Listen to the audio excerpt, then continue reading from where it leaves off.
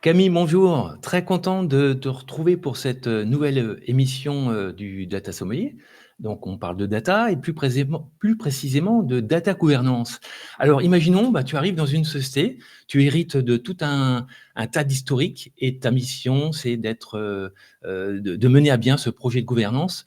Par quoi on commence? Ça va être ça le sujet de notre thème. Et quels sont l'outillage, les best practices à mettre en œuvre pour mener à bien ce projet qui, j'imagine, peut être compliqué dans certains cas. En tout cas, bienvenue, Camille. Merci de m'accueillir et de me faire participer à cet entretien. Donc ouais, ta première question sur le fait de quand on arrive dans une structure, alors quelle qu'elle soit, moi j'en ai fait plutôt pas mal, il y avait des maturités différentes. Euh, c'est généralement un peu difficile de se situer, c'est-à-dire que on va évidemment commencer par un assessment, essayer d'aller doser un peu les différentes partie de la data gouvernance en particulier ou la gestion ou le data management en général.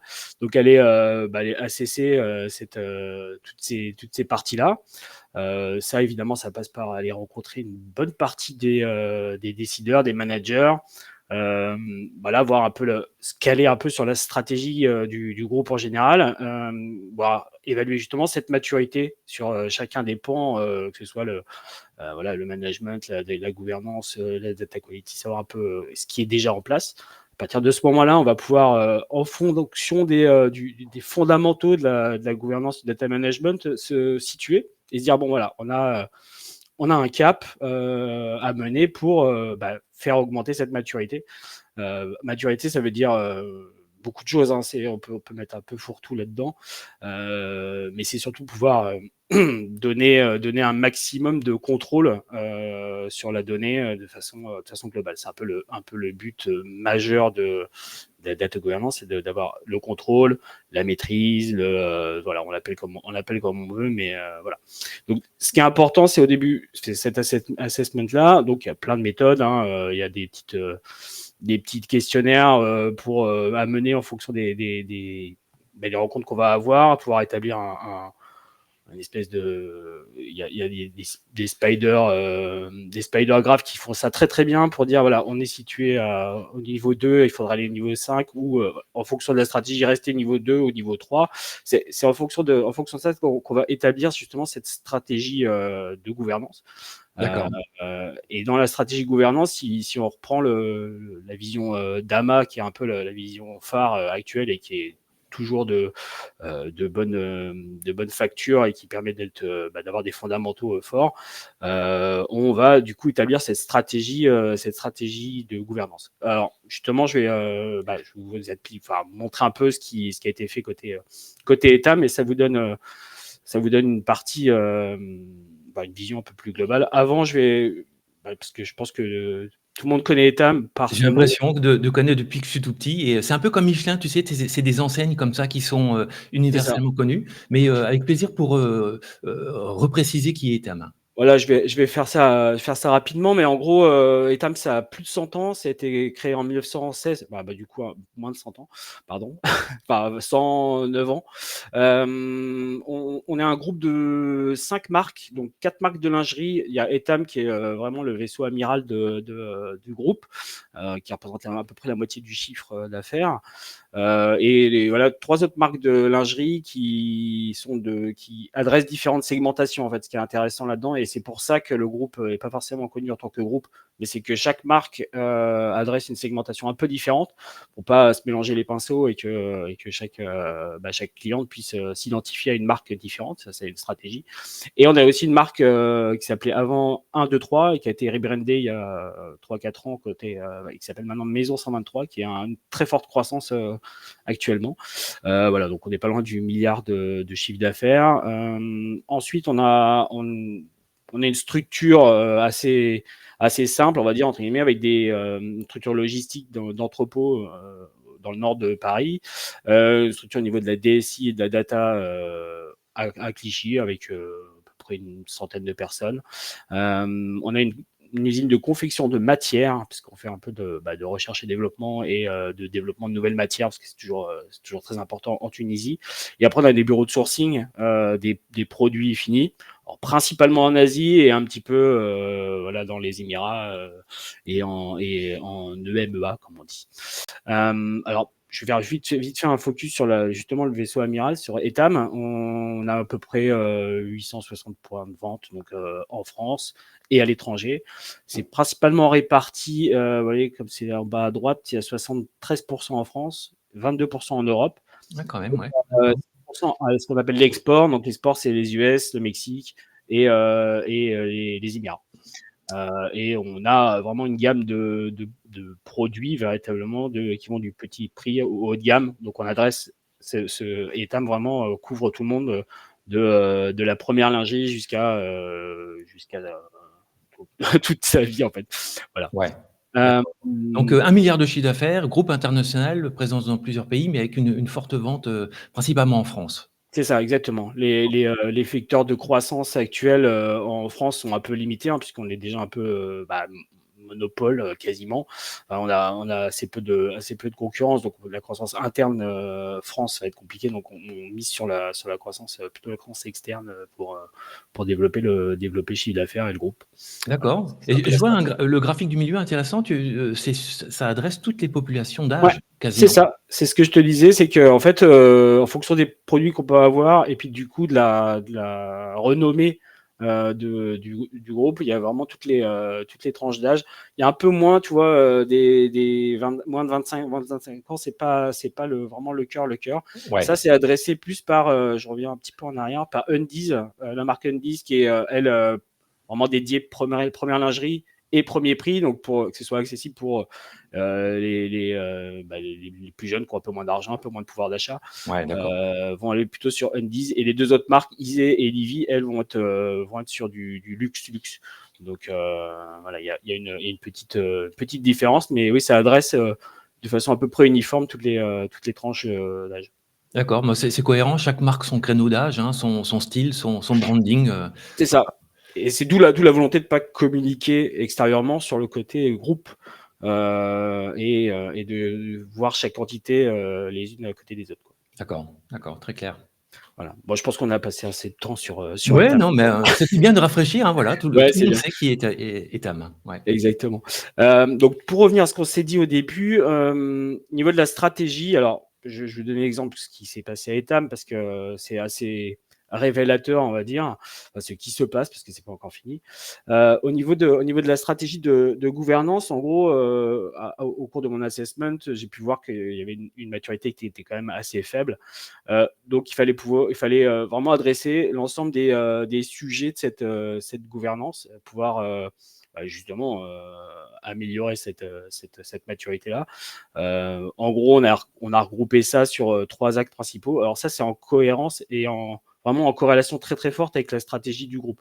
C'est-à-dire que si le groupe suit, et c'est ce qu'on s'est dit aussi en préparation, c'est important d'avoir un sponsorship très important dans ça. Ouais. Ça ne peut pas être quelque chose qui vient de bottom-up tout seul. C'est pas une idée ou une stratégie qui est construite par moi tout seul. C'est des stratégies qui doivent être vraiment en communion. On y reviendra tout à l'heure sur le côté de pilotage, mais c'est important que ce soit la Validé par communication. le Voilà. COMEX, voilà, qui est Ouais, un validé par le COMEX et soutenu vraiment par le COMEX pour que justement les actions qui vont découler de cette stratégie-là soient vraiment faites dans le réel, quoi, dans la vraie vie. d'accord. Donc voilà. Donc les 3 grands axes et je pense que c'est un peu duplicable dans pas mal d'autres structures. En fonction de la maturité, il y aura des actions différentes, mais les axes là sont des axes que j'ai pu voir et mettre en place dans pas mal d'autres structures. Sur le côté de la fédération, c'est très à la mode entre guillemets et c'est surtout très important pour pouvoir rattacher les métiers. C'est-à-dire que bon, on y reviendra aussi dans le détail, mais dans le côté de la fédération, c'est de un max redonner la main dans une certaine mesure, la main à la data, enfin au métier, à la data, qui puissent en être vraiment les propriétaires, les instigateurs, les contrôleurs, enfin voilà, qui se l'approprient un maximum. Donc il y a plein de méthodes pour faire ça. Ensuite, il y a le côté efficacité, valorisation de la data. Donc là, ça passe par améliorer la qualité de la donnée, mais quand on parle d'améliorer la qualité de la donnée, ça veut dire aussi beaucoup de choses. Ça passe déjà par la documentation de cette donnée-là, savoir quelles Ouais. règles quelles règles métier on va avoir, comment on va l'appliquer dans les systèmes, que tout ça ce soit bien visible, on puisse les contrôler, mettre des petits indicateurs de contrôle de cette qualité-là à différents niveaux, et aussi de pouvoir, ça c'est plutôt côté efficacité, donc pouvoir on va dire accrocher une valeur de certitude de cette donnée à un report, par exemple. Ça, c'est un truc très important pour les côtés efficacité. Et après, le côté valorisation, c'est de pouvoir dire, voilà, on a ces données-là, on va les exposer le mieux possible pour qu'elles soient vraiment valorisées. C'est-à-dire qu'on va rentrer un peu dans des termes plus précis, mais côté, on va exposer des data products Ouais. qui sont d'une certaine qualité ou qui sont gouvernés de certaines façons sur une plateforme globale. Alors après, c'est soit des plateformes qui sont développées en interne, soit des plateformes qui sont accrochées au data catalogue, soit totalement autre chose. Voilà, c'est le choix en fonction de l'architecture data qui peut exister. Mais on va exposer ces données-là afin de pouvoir justement les mettre en avant et de voir Et la mesurer, en fait, la mesurer en termes la de valeur. mesurer et qu'elle soit Ouais, consommée de la meilleure façon. d'accord. Et enfin, alors côté ETAM, c'est pas forcément une grande importance, mais beaucoup plus peut-être côté finance, enfin dans les domaines de la finance, c'est le côté réglementaire, hygiène réglementaire. Alors toutes les boîtes sont assujetties à la RGPD, à nos normes RGPD. Il y a beaucoup de boîtes qui ne sont pas forcément super alignées, qui ont encore beaucoup de travail là-dessus, ou qui ont fait le premier step, qui ont besoin de faire le deuxième ou le troisième step. Nous, chez Etam, c'est la RGPD, bon, c'est en place, mais on a aussi le côté RSE et les réglementations sur la CSRD, donc les reports de consommation de CO2 qui sont très importants dans le retail en général, et dans tout ce qui fait induire de la supply, donc de la logistique, c'est des choses qui sont de plus en plus fortes. Donc ça, D'accord, c'est pareil. La gouvernance est au service de cette hygiène réglementaire d'accord. pour sécuriser toutes ces données-là. C'est peut-être Voilà. le côté un peu moins fun, hein, des choses un peu obligatoires, c'est Bah, ça? c'est pas forcément. Non, en fait, c'est pas forcément pas fun. Enfin, bon, moi, je suis pas du tout un juriste ou quoi que ce soit, mais je trouve ça très intéressant de transposer ces réglementations dans le réel. C'est-à-dire que quand la personne du RSE va me demander, bah, moi, actuellement, je fais mes calculs de consommation de CO2 un peu. On va dire au doigt mouillé parce que j'ai pas forcément le bon poids de mes colis et j'ai pas forcément. Je dis ouais, mais en fait, moi je vais pouvoir t'aider à aller voir les personnes qui saisissent le poids de tes produits D'accord. t'avoir une valeur que tu vas avoir directement. Et après comprendre les calculs qu'il va y avoir pour ces reports réglementaires. Donc c'est vrai que c'est juste un domaine différent, mais c'est tout aussi intéressant que d'aller voir véritablement, pas plus sur le concret justement, on parlait de supply, sur la logistique, sur le truc produit. Enfin voilà, chacun des domaines est différent, mais voilà, cette transposition est pour moi intéressante, quoi. Ouais, j'aime bien cette approche concrète et puis, déjà l'axe 1 data fédération, ça me Ouais. parle facilement.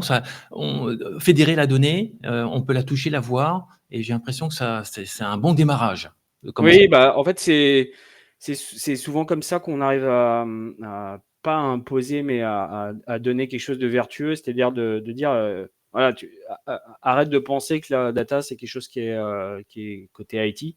Bah, elle est à toi, tu as cette donnée-là.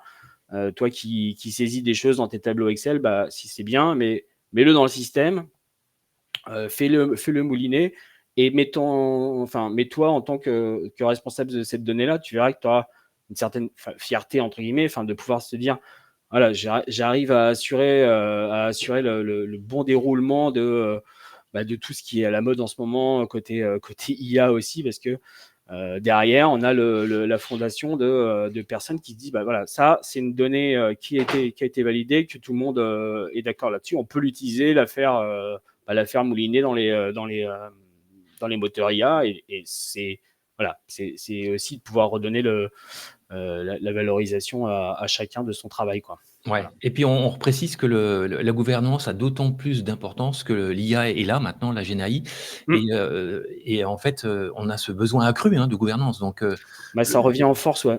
ouais, c'est Ça a ça. été ça a été un peu mis de côté, ça a été un peu mis de côté, là, ces dernières années. Enfin, c'est marrant parce que c'est pas vieux, hein, la data governance, ça date de 2018. Voilà, 2018, on en a véritablement parlé au sein des data office. On a parlé de cette gouvernance-là, donc tout ce qui était côté fédération, on a parlé à partir de ça. Ça a été à fond jusqu'à 2022-2023. Arrivée de GenAI, hop, ça a switché. On a oublié les termes de data mesh, on a oublié les termes de. Mais là, ça revient parce que derrière, on a voilà, des modèles qui se cassent la gueule quand on les entraîne avec Bah, de la voilà. mauvaise donnée. On n'arrive pas à passer en, en prod et passer à l'échelle des POC qu'on fait parce que ces données, elles ont pas été réelles. Ça a été entraîné avec des données pas concrètes. Hein, on les a pas branchées au système existant.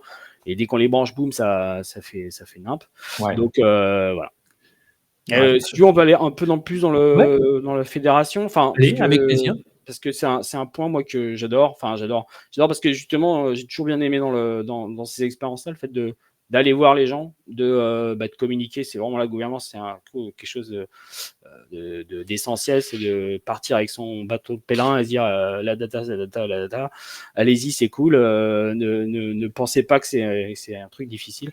Donc voilà, dans ce modèle-là, généralement, alors, c'est pas généralement, mais en fonction des maturités, mais là, en tout cas, dans les entreprises d'à peu près de la taille d'État, j'ai déjà vu faire. Là, je vais pas parler des grosses boîtes de finance ou d'industrie ou d'autres domaines qui ont une maturité qui sont déjà ils sont déjà dans le côté de droit là. Mais si on part sur une entreprise à peu près de cette taille-là avec un, une DSI assez grosse et beaucoup d'utilisateurs. On est sur un modèle un peu centralisé, c'est-à-dire que les data office ont été créés au début avec le regroupement de toutes les connaissances au sein de la DSI. Généralement, c'est au sein de la DSI qu'on crée le data office. Ouais. C'est quand on a une maturité plus forte que le data office est créé directement sous le COMEX. Voilà. Donc, on crée ces connaissances-là centralisées. Alors, c'est bien hein, parce que ça permet justement de savoir qu'on sait faire ci, on sait faire ça. Hein. Et une fois qu'on est un peu plus organisé, l'important, c'est justement de parler de fédération. Donc, passer d'un modèle centralisé à un modèle ce qu'on appelle hub and spoke. Donc, en gros, on garde le hub central et on va aller parler avec les différents métiers. Alors, à la nuance que les métiers, on les aborde plus par métier existant, c'est-à-dire que on se désaffranchit de l'organisation purement hiérarchique qui existe, mais on désaxe ça par un côté data, donc côté pure données métier en essayant un maximum du coup casser ces silos existants de management et d'équipes qui des fois se parlent pas alors qu'ils utilisent la même donnée. Donc c'est ça qu'on va parler, c'est-à-dire voilà, telle donnée client ou ta donnée produit, elle est utilisée par 6 ou 7 équipes différentes. Ouais. Regroupons-nous tous autour de ça et disons voilà, toi tu agis à un moment dans le cycle de vie de l'année, tu vas agir à ce moment-là, toi tu vas agir à ce moment-là et toi tu vas consommer la donnée. Voilà, on se pose ces bases-là, on se regroupe au sein d'un data domaine et on essaye, dans ces data domaines, de mettre des rôles D'accord, qui peuvent donc être. Ouais. beaucoup d'itérations, de communication, un rôle d'inspecteur, hein, c'est ça? Tu investigues, tu fouilles, tu mets Alors, en relation? c'est pas forcément inspecteur parce que ça fait un peu policeman, mais c'est pas le. Non, non, justement, c'est comme ça que je me présente. Je suis pas là pour vous fliquer. Moi, je suis là pour vous aider et essayer enfin, de suggérer des améliorations. Et généralement, enfin, c'est comme le rôle.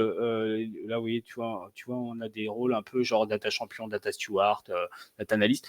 En fait, ces rôles-là, ils existent. Enfin, des gens ont déjà un peu cette casquette-là. Ils l'ont Ouais, pas forcément. d'accord. C'est pas validé dans le marbre et c'est pas dans leur fiche de poste et tout. Mais en général, on trouve toujours quelqu'un qui le fait déjà de façon un peu shadow ou pour aider son manager ou pour des choses comme ça. Là, ce qui est important, c'est de dire en fait, voilà, tu as ce statut-là. Tu as ces responsabilités-là, bon, ok, tu les as d'améliorer la qualité, enfin de pouvoir le tracer, le documenter et tout. Mais c'est quelque chose qui permet justement de valoriser le travail qu'on fait un peu en shadow actuellement, quoi. Donc, clarifier l'organisation et assigner les rôles, Exactement. voilà simplement, d'accord. Donc Alors c'est petite pardon. précision de mémoire, je crois que donc la partie gauche, c'était, une organisation on-prem, hein, enfin c'était, Ouais, de un SI, local on-prem et à droite, tout est parti dans le cloud ou une grosse partie dans le cloud. ouais, c'est vrai que c'était un peu à peu près au même moment, de pouvoir, donner la main, pouvoir, augmenter, les sources. Attends, je vais peut-être te montrer un peu l'architecture justement qui a été mis en place. Enfin, architecture, un grand mot, hein, je suis pas dans les détails, mais qu'en gros, on est passé d'une architecture, donc comme tu disais on-prime, donc à partir de SAP BW for HANA, donc le data lake qui est lié à SAP, qui était un peu la plateforme, Centrale peut-être? voilà, Ouais, centralisé, mais pas du coup fédéré du tout. Enfin, hormis des reports BI qui pouvaient sortir de ça, on n'avait pas de possibilités et d'alimentation externe, comme on le fait maintenant sur Snowflake, c'est-à-dire de pouvoir vraiment être alimenté de quasiment l'intégralité du SI, et par différentes couches, transformations, modèles, on goldenise ces données-là pour pouvoir justement faciliter ce que je te disais tout à l'heure, le côté fédération et le côté valorisation. Valorisation par des reports tableaux, voilà, qui sont certifiés, par le fait de pouvoir donner des data products aux analystes, aux data analystes du métier, mais aussi aux analystes centraux, enfin data scientists centraux qui font du ML et de l'IA. d'accord. Voilà, donc il y a une utilisation aussi en centralisé et une utilisation plus décentralisée côté métier, quoi. Voilà. OK, donc une architecture assez classique, qu'on qualifiera Oui, de moderne, hein, c'est ça. effectivement. Ouais, absolument. La fameuse moderne data stack, ouais. C'est ça, on a coché pas mal de cases. Maintenant, évidemment, il y a beaucoup de travail à avoir là-dessus. Ça nécessite du temps, de la réflexion sur qu'est-ce qu'on veut livrer, comment on veut le livrer. Là, par exemple, on est en train de se poser la question de comment exposer ces data products qu'on a dans le Gold, comment les exposer le plus sympathiquement possible, Ouais, pour une consommation. Pour l'instant, c'est du lien direct, c'est-à-dire que les données des data scientists, enfin les data scientists vont aller se connecter directement à Snowflake. Ils vont d'accord. pas savoir exactement, ils vont aller se mettre sur leur table, mais ils vont pas savoir exactement comment leurs data marts sont certifiés ou des choses comme ça. Et pareil pour le côté tableau. Donc on a un peu un effet tunnel là-dessus sur le côté. On donne les données, mais on n'a pas forcément encore des garde-fous D'accord. et un truc un peu shiny pour les consommer, quoi. Là, tu penses peut-être à un portail interne ou à une marketplace qui serait, à C'est ça. destination de l'utilisateur final? D'accord. Voilà, là, la question se pose parce que pour l'avoir vécu dans d'autres entreprises, de coller cette marketplace, cette data marketplace à un data catalogue ou la défaire de ça. Voilà, c'est un peu. Moi, je me pose des questions. En plus, j'ai même pas forcément d'avis là-dessus.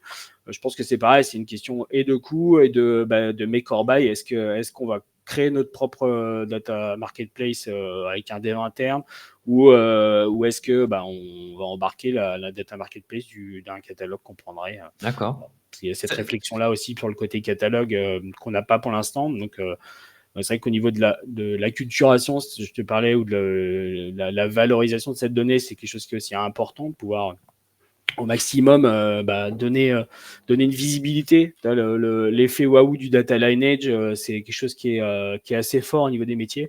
Ça se voit tous les jours, hein. C'est-à-dire que si tu leur dis, vous travaillez sur cette donnée métier pure, regardez, elle est répartie dans toutes les SI, dans tous les SI là, son cycle de vie, c'est ça, ça, ça. Enfin, voilà, le lineage, ça a cet avantage-là de pouvoir visuellement donner quelque chose de très propre, quoi. ouais, d'accord. Donc, projet 2026, cette marketplace Ouais, à créer, à mais c'est inventer. ça. C'est ça, en gros, c'est cette marketplace-là, ce catalogue-là, enfin, voire peut-être on va dire, plus un passage à l'échelle plutôt que de montrer des slides en PowerPoint, de se dire, voilà, on va vraiment pouvoir donner un accès aussi aux acteurs de la donnée sur ce catalogue-là. Parce que pour l'instant, ils vont aller se connecter à Snowflake pour requêter, ou ils vont utiliser leur tableau, leur report tableau, pardon. Mais par contre, vont pas vont être que consommateurs, entre guillemets, de la documentation finale que eux-mêmes ont mis ou que d'autres personnes ont mis. Voilà. Mais les échanges sont assez limités quand on n'a pas de catalogue, les échanges d'informations. Les échanges, on parlait réglementaires tout à l'heure, c'est assez difficile de tracer tout ce qui va être donné confidentiel si on n'a pas un catalogue. Ça va être un peu mis dans un autre fichier Excel encore. On va dire toutes ces données sont confidentielles, mais c'est pas très industriel, on va dire. Et puis, il reste un gros bout qui est le composant SAP. J'imagine que ça occupe encore une très grande place, hein, parce que ça ne se remplace pas comme ça, SAP. Hein, c'est là pour rester en général. C'est ça. C'est surtout que c'est ultra propriétaire, ultra bloqué, on va dire. La problématique qu'on a eue, nous, c'était de se poser la question de est-ce qu'on allait plugger Snowflake directement en SAP en bypassant le Data Lake, BW4. Il s'est révélé que les devs qui étaient en jeu pour recréer ce que fait BW4, c'est-à-dire l'interprétation du modèle SAP ECC, donc on est en ECC actuellement, le modèle ABAP, là, réinterpréter ce modèle-là pour, par exemple, des utilisation financière, enfin pour les lignes financières, et être alimenté directement de ce modèle-là dans SAP nécessité en couche bronze de faire des devs monumentaux pour remettre au carré ça, alors qu'on l'avait déjà dans BW4, on avait déjà cette pré-couche de traitement. Donc on est resté sur ça, et pour des questions de coût et pour des questions d'efficacité, de pouvoir rapidement mettre en place des choses dans Snowflake. Donc on est resté sur l'alimentation pour B4 pour une certaine partie. Et là, on se pose la question de débrancher, parce que pour l'instant, c'est B4 qui balance à peu près toutes les données de SAP. Mais dire, on va peut-être garder justement sur certains modèles cette couche B4, et pour tout ce qui est par exemple, sur le côté produit, il n'y a pas besoin de passer forcément par le W4 pour être alimenté. Donc, peut-être splitter ces alimentations-là et voilà. Mais pas dans le but de décommissionner particulièrement le Data Lake. Ouais, je pense que c'est une préoccupation de pas mal d'entreprises qui sont équipées de SAP. Comment balancer les workloads entre SAP, le futur Snowflake, etc., ou d'autres composants comme Databricks. Garder c'est pareil, qui fait quoi, quand, et qu'est-ce qu'on décommissionne ou pas. Exactement. Ça va être un sacré Mais c'est vrai que l'avantage de Snow, c'est de pouvoir vraiment avoir une multi-source. On avait du coup de B4 un certain nombre de sources possibles. Mais par exemple les GA4, les Visville Co, ou tout ce qui est retour de téléchargement des applis, ça c'est une donnée qui est importante pour nous côté Google Play ou Apple Store. C'était pas des choses qui étaient possiblement intégrable dans notre système on-premise, donc ça nous bloquait sur pas mal d'analyses très intéressantes sur l'omnicanalité qu'on pouvait avoir chez nous. Ok, très clair, ça marche. Donc là, on a sauté quelques slides. Il y a tu voulais peut-être finaliser sur c'est les aspects gouvernance, peut-être? Oui, je vais juste finaliser sur surtout le côté fédération. Je te montrais un peu le côté organisationnel, tu vois, donc se dire on passe d'un modèle, je vais pas me répéter.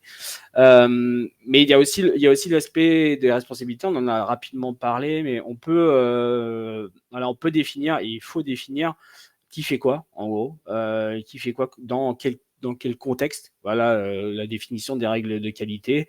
Eh bien, c'est les stewards, les analyses, enfin, c'est le côté métier qui va définir ces règles de qualité.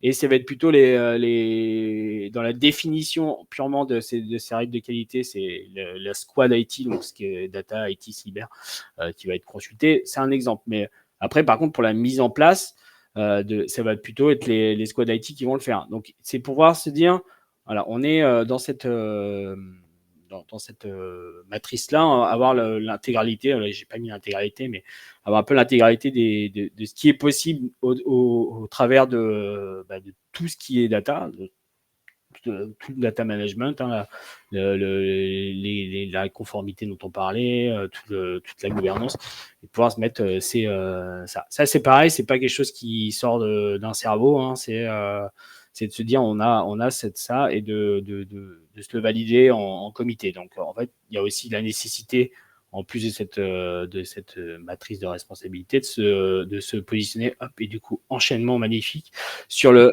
sur le côté de pilotage. Alors, moi, c'est pareil, c'est mes recommandations, mais c'est pas forcément toujours applicable. D'ailleurs, tu vois, on n'a pas forcément pour l'instant appliqué le deuxième précepte.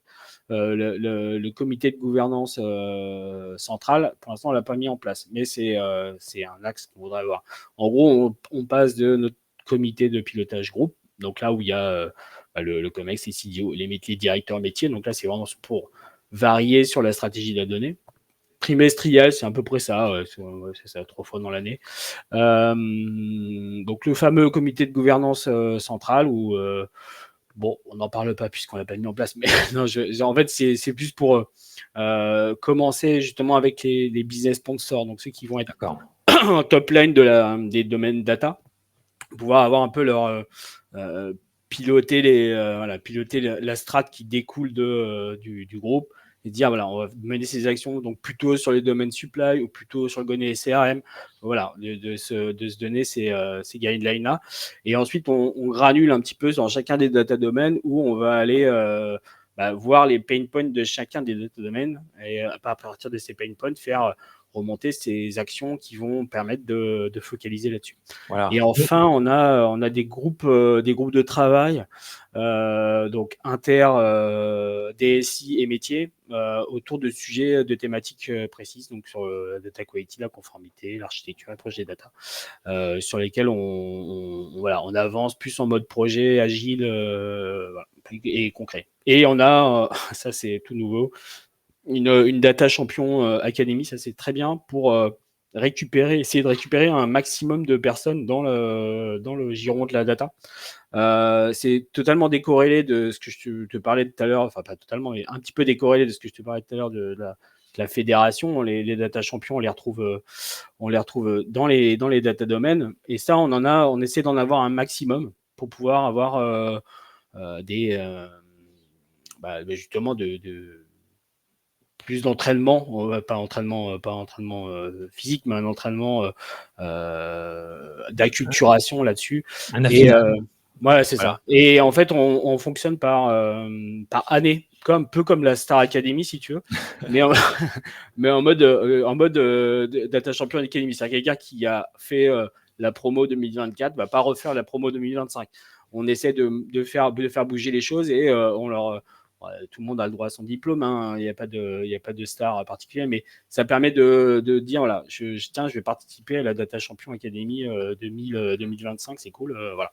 D'accord, et ça permet certainement d'impliquer plus de monde et puis de faire des rotations, de partager l'enthousiasme avec plus de monde. Et puis c'est surtout que tu t'adresses des gens qui à la base ne sont pas forcément dedans, quoi. C'est-à-dire que même des vendeuses de magasins, enfin plutôt les directrices de magasins, parce que les vendeuses, mais les directrices de magasins peuvent participer à ce genre de data champion academy sur lesquels elles vont avoir, parce qu'elles utilisent elles-mêmes de l'Excel, et donc elles vont pouvoir avoir pas forcément être français, mais un accompagnement sur un peu des best practices sur l'Excel, ou si elle est très mature, elle se met sur du Tableau ou du Power BI pour commencer à tripatouiller un peu ces données de façon, on va dire, plus proactive que de manger les reports qu'on lui fournit, quoi. D'accord, donc tout le monde est impliqué. Donc j'imagine c'est un programme ou un projet de minimum une année et peut-être 2 minimum avant de voir les bénéfices, hein? Oui, c'est surtout que le démarrage c'est lent, mais c'est normal parce que il faut beaucoup de moyens d'investissement et de motivation, hein, parce que c'est ça le nerf de la guerre, c'est de la motivation du COMEX, et que ça descende et que voilà, on se dit on est comme ça, on avance. sur ça. Mais là, pour l'instant, toi, la Data Champion Academy, on va la commencer en 2026. Tu vois, Ouais, d'accord. c'est tout nouveau. Et on fera un peu un roulement, pas tous les mois, mais en gros, on se voit tous les mois avec tout le groupe de Data Champions, et puis on échange en fonction de leur maturité. On va les aider là-dessus. Bon, bah Et écoute, voilà. tu commences presque à me faire aimer la gouvernance. C'est pas mon sujet favori, tu vois, parce que c'est compliqué d'avoir un ROI. Il y a plein d'échos comme quoi Ouais. il y a des projets en échec, mais finalement, avec cette matrice, cette approche progressive, ces data champions académie, je trouve que tu arrives à introduire un peu de fun dans tout ça. Et ça c'est sympa, en Bah, fait. il faut faire ça. Il faut, bah, tu vois, j'en ai pas parlé, mais on essaie de faire un peu des petits dash data. Bon, ça, c'est un peu surfait, ce genre de truc-là. Voilà, parce que ça va s'adresser un petit peu toujours aux mêmes personnes. Tu vois, ça va Ouais. un peu tourner en rond. Et du coup, c'est un peu se prendre la brosse à reluire et dire ouais, c'est super et tout. Alors que c'est pas enfin, dans le C'est pas but de la l'objectif, ouais. fédération, l'objectif, c'est quand même que tout le monde soit impliqué dans le dedans et que on essaie d'aller chercher un peu les brebis égarées dans le truc, quoi. Mais D'accord. non, non, en fait, c'est vrai que la data gouv, tu parlais ROI, c'est quelque chose qui est difficilement mesurable. Tu vois, par exemple, sur la mise en place d'un projet MDM, c'est plus facile de se. MDM, hein, c'est Master Data Management, c'est un peu plus concret. Tu agis sur la qualité de la donnée, tu agis sur l'optimisation des process et tout ça. Donc, tu peux chiffrer un peu plus parce que c'est cadré et c'est en mode projet. Ouais. Vu que la data gouv, c'est pas un mode projet, c'est vraiment une lame de fond, un truc Ouais. de transfolante, en fait, si on veut dire ça. C'est un C'est truc un ça. peu où bah, tu t'améliores, tu mets des petites briques, tu fais ci, et tu vois ce qui foire, tu vois ce qui marche, et tu y vas tranquillou. Voilà, il faut pouvoir aussi avoir ce mindset-là côté Comex, de dire j'investis dedans pour un truc futur. Et alors, plus l'avancée de l'IA, le discours est beaucoup plus simple. Enfin, beaucoup plus simple. Ouais. En plus, c'est rabâcher le fait de dire si on entraîne nos modèles, ce qu'on disait tout à l'heure, si on entraîne ton modèle avec des données merdiques, tu auras des faux positifs dans tous les sens et Ouais. tu seras out, quoi. Donc, D'accord. on en revient justement grâce à ça sur les fondamentaux. Et les fondamentaux, voilà, faut pas que les personnes qui nous écoutent pensent que c'est compliqué.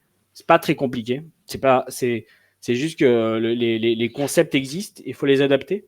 Donc, c'est plutôt l'adaptation de ces concepts-là qui sont exposés et bah, bien réglementés, on va dire, de les adapter à la strat. C'est ça le gros enjeu quand on commence un programme.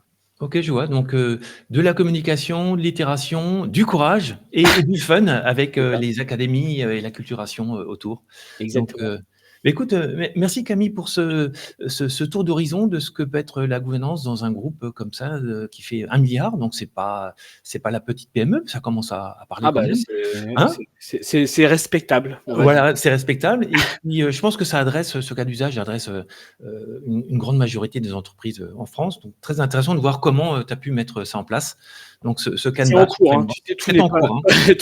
tout n'est pas classifié, mais enfin, tout n'est pas mis, mais voilà, tu sais, faut se donner des visions à long terme, donc c'est Très important. bien. Non, mais écoute, on pourra se garder peut-être un épisode 2 quand, la GenAI sera en place, voilà, dans quelques mois et tu nous diras, comment tu as pu, comment dire ça? Peaufiner ce framework pour, intégrer la GenAI. Ouais, on est en soubresaut de gouvernance IA. C'est pareil.